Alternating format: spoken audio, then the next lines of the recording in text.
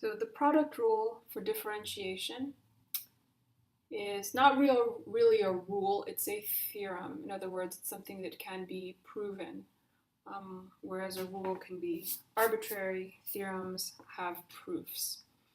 So you're going to get some really great geometric intuition about why this is true from this rectangle, where on the vertical axis, I've denoted this length as f of x plus h, and this as f of x. This distance, g of x plus h, and this g of x.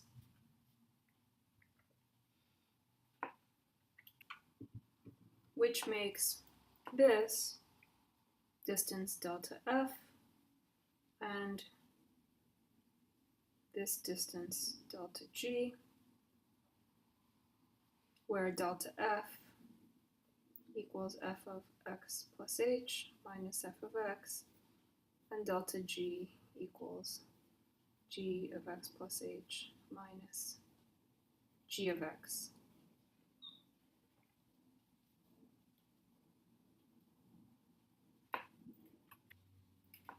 So now we can see what the total change in area is of the rectangle.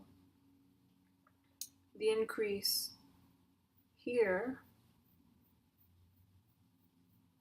is exactly equal to delta f times g of x. So this bit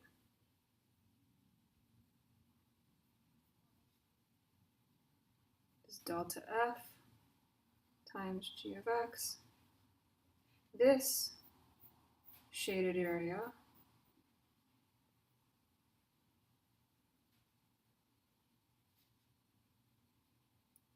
is f of x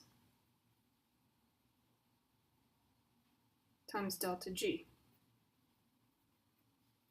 And then this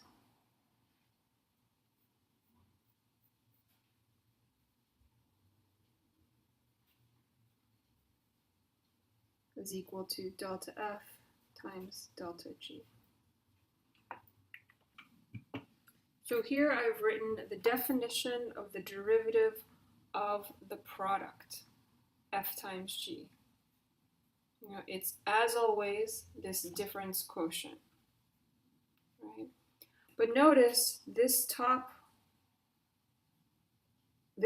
product is the area of this big rectangle, area of large rectangle. Whereas this quantity, this product, is the area of this rectangle, area of small rectangle. So as we've already computed what that difference is, that's the limit as h goes to 0 of these three quantities. So delta f times g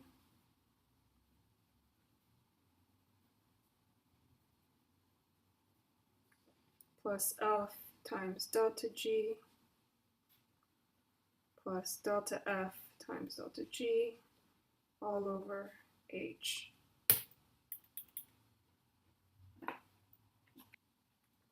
Now, because I'm using the delta notation here, I'm just going to switch notation, and instead of saying h goes to 0, I'm going to say delta x goes to 0. So I'm going to first copy this.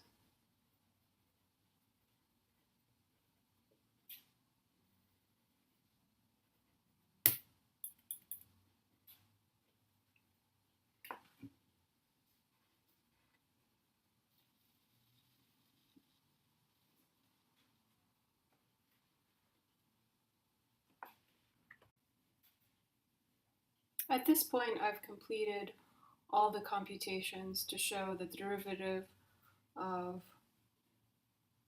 f times g is f prime times g plus f times g prime.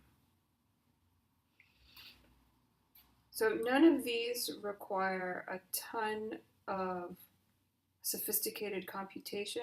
The trickiest part is here, where I multiply 1 in the form of delta x over delta x to get this term to equal all this. Once you do some of this algebra, you notice that when you take the limit as delta x goes to 0 of this, you get f prime.